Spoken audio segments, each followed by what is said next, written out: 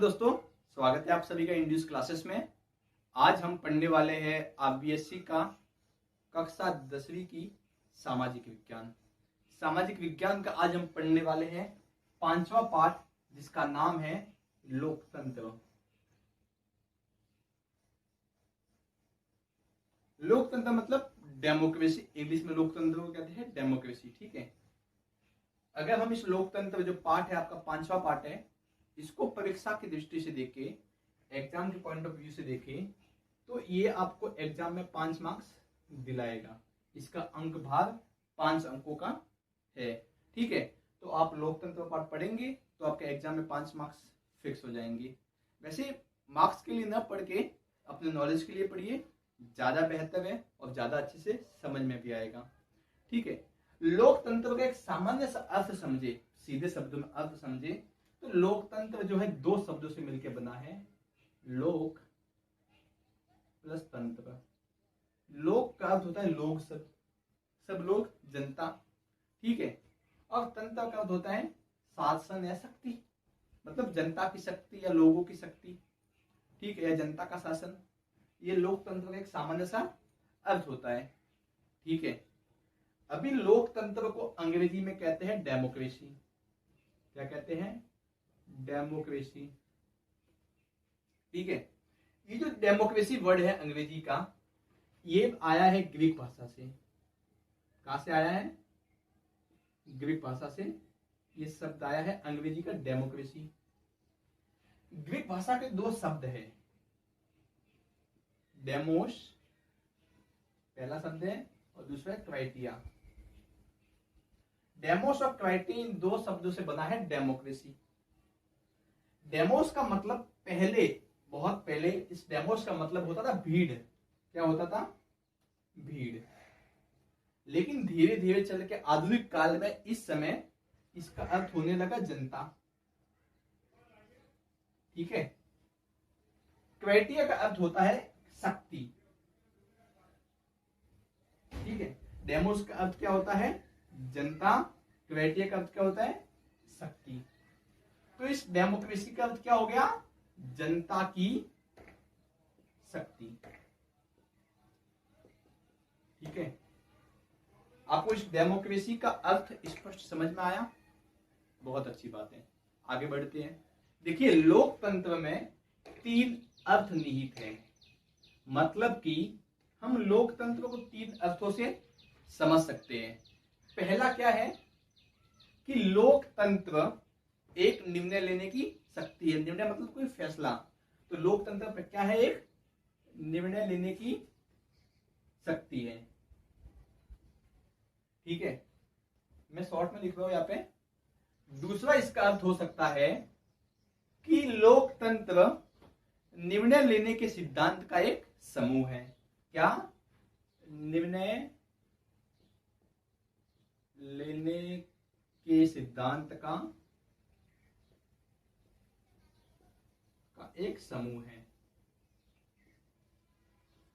ठीक है, मतलब कि जो निर्णय लेने का सिद्धांत है, भाई लोकतंत्र में भी किसी न किसी स्तर पर निर्णय लिया ही जाता है, तो उस निर्णय लेने के सिद्धांत का एक समूह है।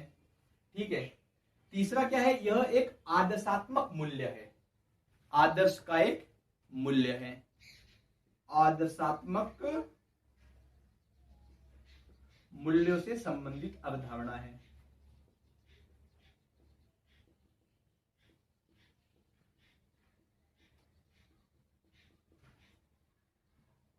क्या लोकतंत्र को हम 3 अर्थों में समझ सकते हैं? पहला अर्थ तो यह है कि यह एक निर्णय लेने की शक्ति है। दूसरा अर्थ यह है कि निर्णय लेने के सिद्धांत का एक समूह है। तीसरा क्या है कि एक आदर्शात्मक मूल्यों की अवधारणा है, मतलब लोकतंत्र का आदर्श मूल्य है। ठीक है, आगे हम बढ़ते हैं।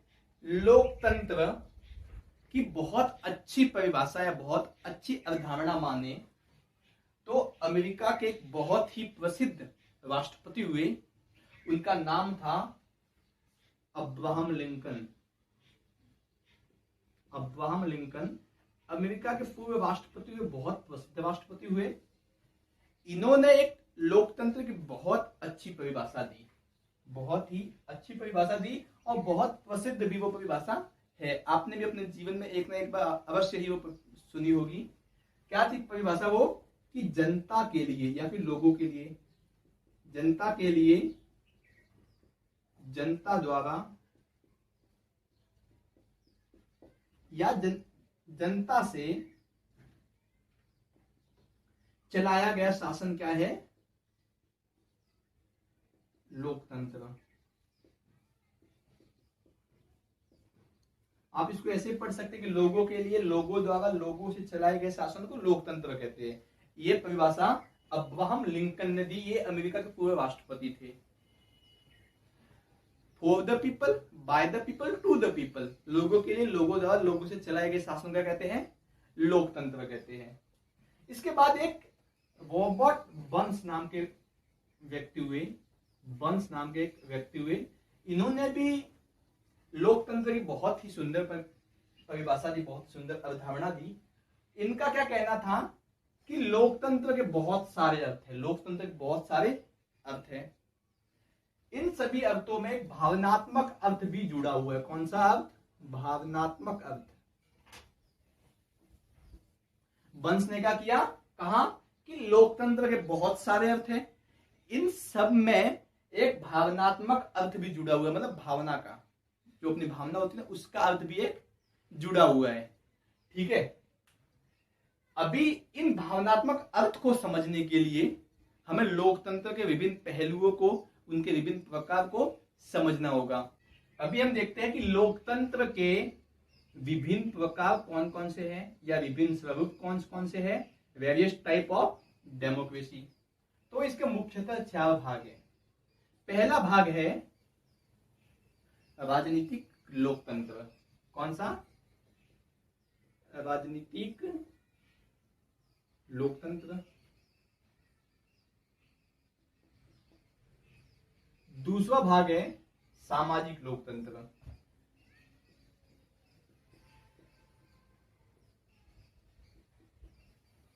तीसरा इसका प्रकार कह सकते हैं हम आर्थिक लोकतंत्र।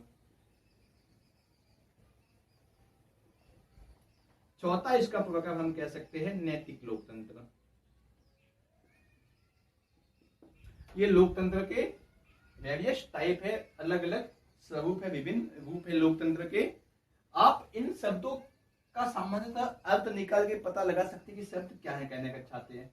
राजनीतिक लोकतंत्र, जिसमें राजनीति हो, वो लोकतंत्र, मतलब राजनीतिक दल हो, अपनी सरकार बनाए, वो सब क्या है? राजनीतिक लोकतंत्र। फिर सामाजिक लोकतंत्र, मतलब समाज का लोकतंत्र।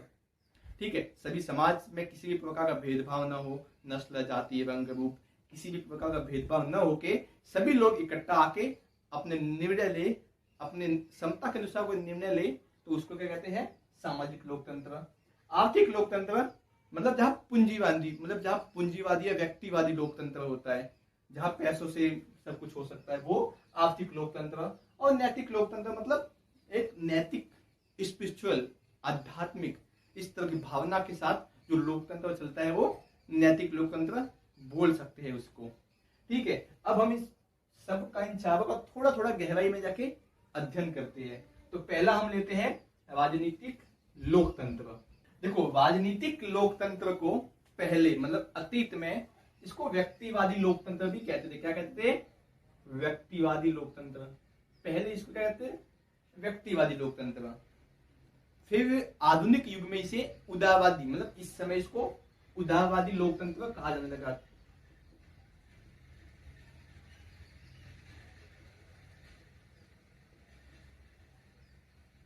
अतीत में इसको व्यक्तिवादी लोकतंत्र कहते थे, आधुनिक युग में इसको उदारवादी लोकतंत्र कहा जाने लगा। देखो, राजनीतिक लोकतंत्र की आधुनिक युग में उत्पत्ति जो है पश्चिम देशों में, पश्चिमी जो देश है, वेस्टर्न कंट्री, जो कंट्रीज है, इंग्लैंड हो गया, आयरलैंड हो गया, इटली, बहुत सारे जो देश है जो ब्रिटिश कहते हैं हम उनको, उनकी राजनीतिक लोकतंत्र की उत्पत्ति कहां पे हुई? पश्चिमी देशों में हुई। इसीलिए राजनीतिक लोकतंत्र को हम कभी कभी पश्चिमी लोकतंत्र भी कह देते हैं। ठीक है। इसके बाद जो मार्क्सवादी विचारधारा के लोग हैं, मार्क्सवादी विचारधारा के लोग मतलब जो कार्ल मार्क्स के समर्थक हैं। कार्ल मार्क्स एक व्यक्ति हुए, उनके जो समर्थक है, उनके विचारों के जो समर्थक है, उनको मार्क्सवादी विचारधारा के लोग कहते हैं।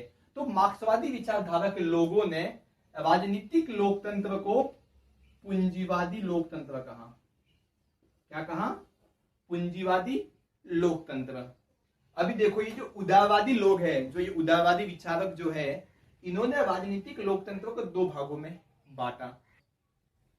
उदारवादी जो विचारक लोग थे, उन्होंने राजनीतिक लोकतंत्र को दो भागों में बांटा। पहले तो किस भाग बांटा कि राज्य के एक प्रकार के रूप में, ठीक है। इसके बाद सत्ता के एक प्रकार के रूप में। सत्ता मतलब सरकार हो सकती है, शासक हो सकता है वो, ठीक है।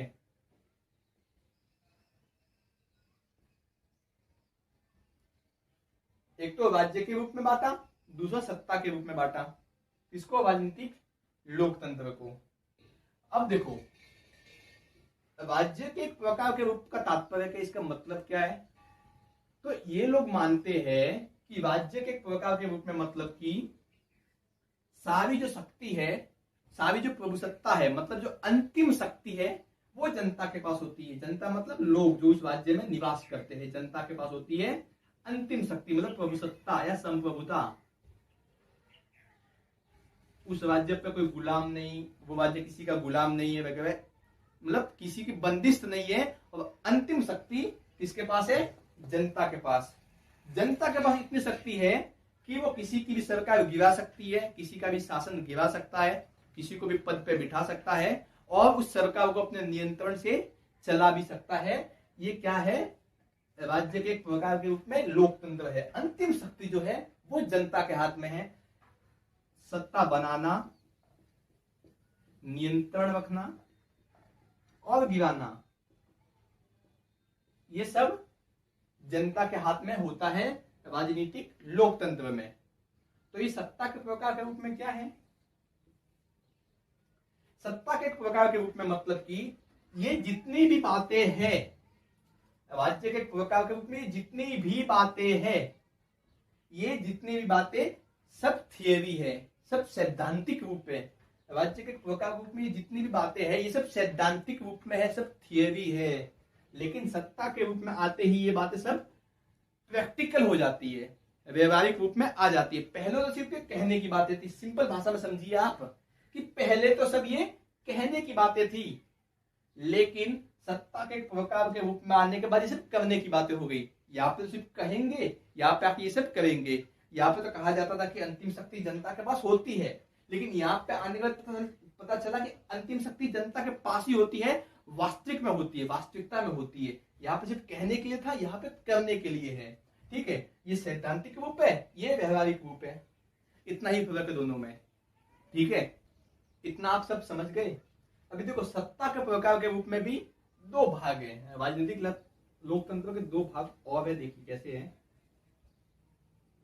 पहला है प्रत्यक्ष लोकतंत्र या प्रत्यक्ष सत्ता। दूसरा है प्रत्यक्ष को हम शुद्ध सत्ता भी बोल सकते हैं। दूसरा है अप्रत्यक्ष, या इसको प्रतिनिधि लोकतंत्र भी बोल सकते हैं। प्रत्यक्ष और अप्रत्यक्ष में क्या फर्क है? प्रत्यक्ष मतलब सीधा, एकदम डायरेक्ट। जैसे कि उदाहरण से समझिए, कोई क्लास है, एक छोटी सी क्लास है, क्लास में 30-35 बच्चे हैं, ठीक है। उन सबको अपना एक मॉनिटर चुनना है, एक अपना मॉनिटर बनाना है। तो बच्चे क्या करेंगे? सबकी सहमति से सब प्रत्यक्ष रूप से उस मॉनिटर को वोट देके एक मॉनिटर का चयन कर लेंगे। ये तो है प्रत्यक्ष लोकतंत्र का एक उदाहरण है। अभी अप्रत्यक्ष क्या होता है, या फिर इसको प्रतिनिधि भी बोलते हैं, प्रतिनिधात्मक लोकतंत्र भी इसको बोलते हैं। तो आप देखिए कि चलो ठीक है भाई, एक क्लास का मॉनिटर तो बना लिया हमने। कोई भी क्लास है, मान लो 10वीं क्लास, उस 10वीं क्लास का एक मॉनिटर तो हमने बना लिया। ये क्लास है, इस 10वीं क्लास का एक मॉनिटर तो हमने बना लिया। लेकिन एक स्कूल है या एक कॉलेज है, उस कॉलेज में बहुत सारे बच्चे हैं, बहुत सारे बच्चे भी है और बहुत सारी क्लास भी। ये सब क्या है? क्लास है। प्रत्यक्ष लोकतंत्र समझ में आया? हम समझे अप्रत्यक्ष लोकतंत्र। तो एक बहुत बड़ी स्कूल है, उस बड़ी स्कूल में बहुत सारी कक्षाएं हैं और स्कूल वालों ने बोल दिया कि एक स्कूल का एक मॉनिटर, एक तो क्लास का मॉनिटर होता है, हमें एक स्कूल का मॉनिटर भी बनाना है। तो स्कूल का मॉनिटर के लिए भी बहुत सारे बच्चे खड़े हो जाएंगे, मुझे भी बनना है, मुझे भी बनना है, मुझे भी बनना है, बहुत सारे बच्चे खड़े हो जाएंगे। लेकिन ये थोड़ी संभावना है कि उस बच्चे को सभी लोग जानते होंगे, सभी लोग पहचानते होंगे, उस बच्चे से सभी लोग परिचित होंगे, ये बात तो है नहीं ना। तो क्या होगा कि अपनी अपनी क्लास के जो मॉनिटर है, सब बच्चे क्या करेंगे? अपनी अपनी क्लास के एक मॉनिटर को वोट देंगे, उसको अपना प्रतिनिधि बनाएंगे, ठीक है। और वो मॉनिटर क्या करेगा? कॉलेज के लिए जाके अपना वोट डालेगा इन सभी बच्चों की तरफ से, ठीक है। तो ये क्या हो गया? अप्रत्यक्ष लोकतंत्र, प्रतिनिधि लोकतंत्र। मतलब एक जो मॉनिटर था, उस मॉनिटर ने सभी बच्चों का क्या किया? प्रतिनिधित्व किया और उन सभी का प्रतिनिधित्व करके उनकी तरफ से अपना वोट डाल के आ गया यहां पे, ठीक है। तो मतलब डायरेक्ट न होके इनडायरेक्ट, अप्रत्यक्ष, परोक्ष तरीके से जाके अपना वोट देना या अपना शासन या अपना शासक चुनना, इसको कहते हैं अप्रत्यक्ष लोकतंत्र, ठीक है। अप्रत्यक्ष लोकतंत्र के भी दो प्रकार हो सकते हैं। कितने प्रकार? दो प्रकार। पहला क्या है? संसदीय लोकतंत्र। दूसरा क्या है? अध्यक्षीय लोकतंत्र।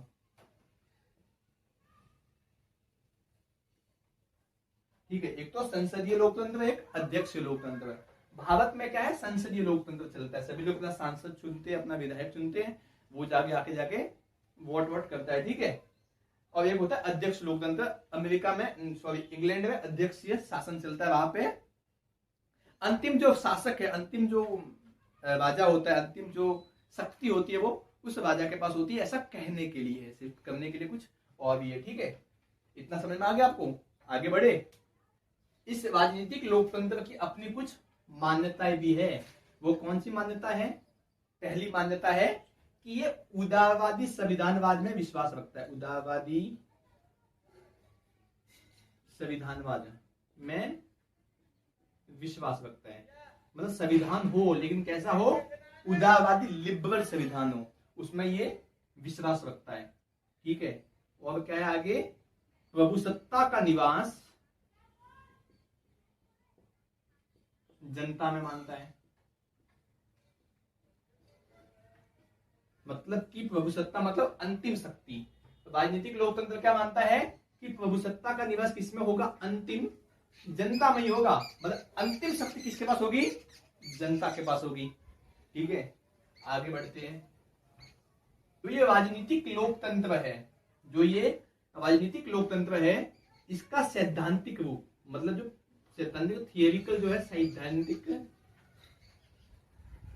सैद्धांतिक रूप है, वो तो है राज्य के प्रकार के रूप में, और जो व्यवहारिक रूप है, मतलब प्रैक्टिकल है, वो है शासन के रूप में,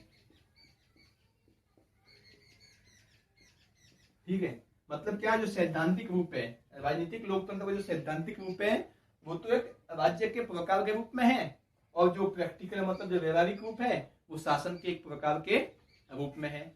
अगला क्या है? अगला देखते हैं कि जनता जो है अंतिम शक्ति हालांकि जनता के पास ही होती है, तो जनता क्या करती है? सरकार को नियुक्त करती है, शासन को नियुक्त करती है, उस पर नियंत्रण करती है और उसको हटा भी सकती है। मतलब कुल मिला के अंतिम शक्ति किसके पास है? जनता के पास ही है। आगे बढ़ते हैं। अगला है कि जो राजनीतिक लोकतंत्र है, ये स्वयं में साध्य नहीं होता।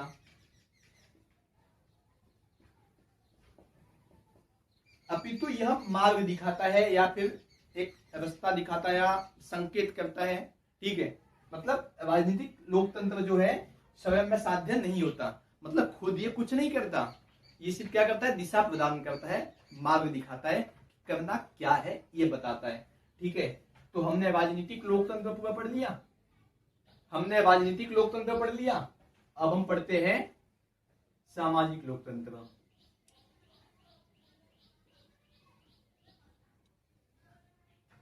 सामाजिक लोकतंत्र बहुत सिंपल है, समझने की बात है। सामाजिक जो शब्द है सामाजिक, इससे ही आप इसका मतलब समझ सकते हो।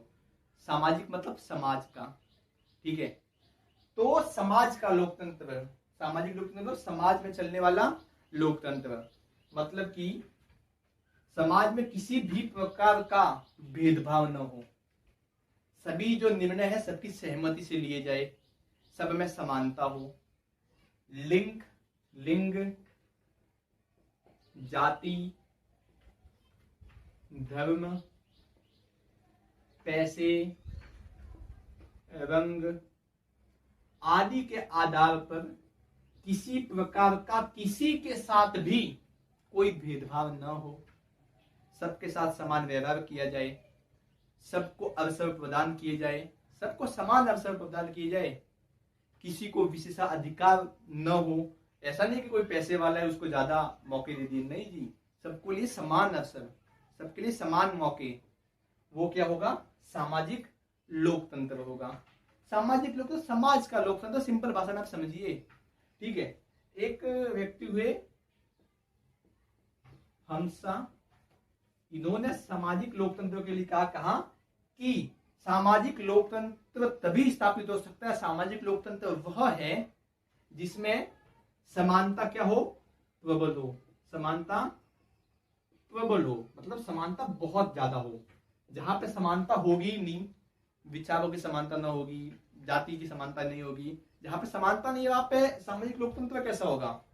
तो हंसना ने कहा क्या कहा कि जहां पे समानता प्रबल हो, इसके बाद समानता का चलन हो या समानता वहां पे चलती हो, तो वहां पे क्या होगा, सामाजिक लोकतंत्र स्थापित हो सकता है।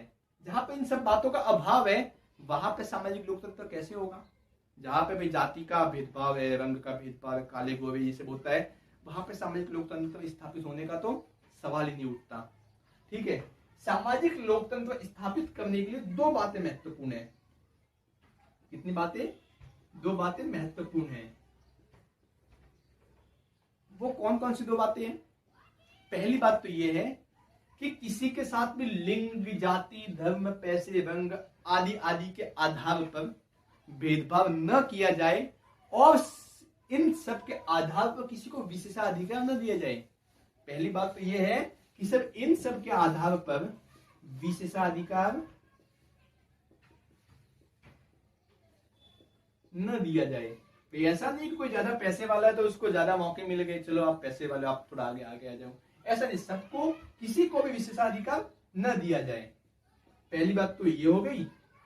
दूसरी बात ये हो गई, सबको समान मौके दिए जाए सामाजिक प्रगति के लिए, सब लोग अपनी प्रगति करें, सब लोग अपना विकास करें, उसके लिए क्या दिया जाए, सबको समान मौके दी जाए, अवसर दी जाए। ठीक है, हमने राजनीतिक लोकतंत्र पढ़ लिया, सामाजिक लोकतंत्र पढ़ लिया, अब पढ़ते हैं आर्थिक लोकतंत्र।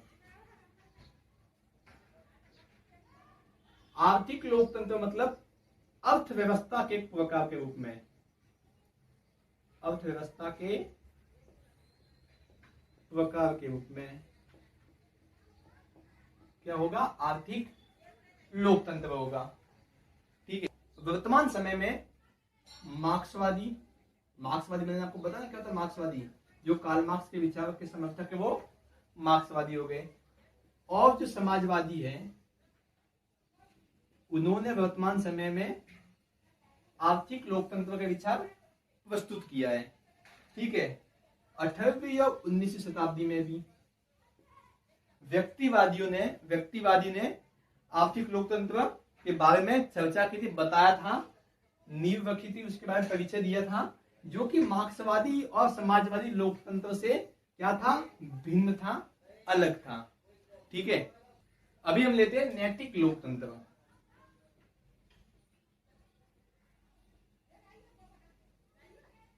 नैतिक लोकतंत्र मतलब क्या?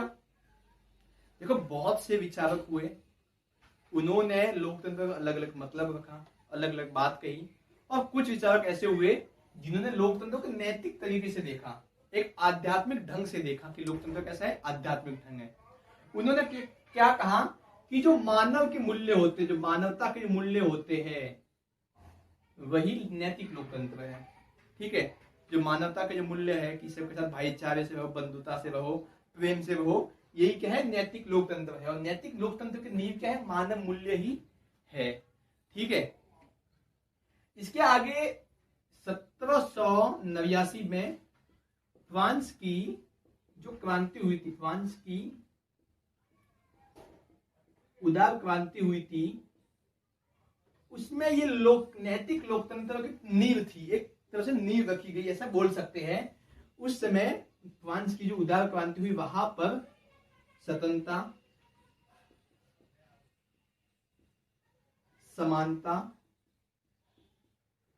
और भाईचारा, मतलब बंधुता,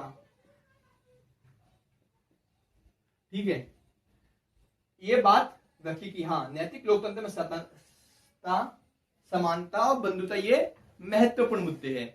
इन सब में जो बंधुता है ये सबसे महत्वपूर्ण है, क्योंकि बिना भाईचारे के, जब लोग भाईचारे से नहीं रहेंगे, प्रेम से नहीं रहेंगे, मिलजुल के नहीं रहेंगे, बिना बंधुता के नहीं रहेंगे, तो किस बात की भी समानता, किस बात की स्वतंत्रता, कुछ भी नहीं होगा।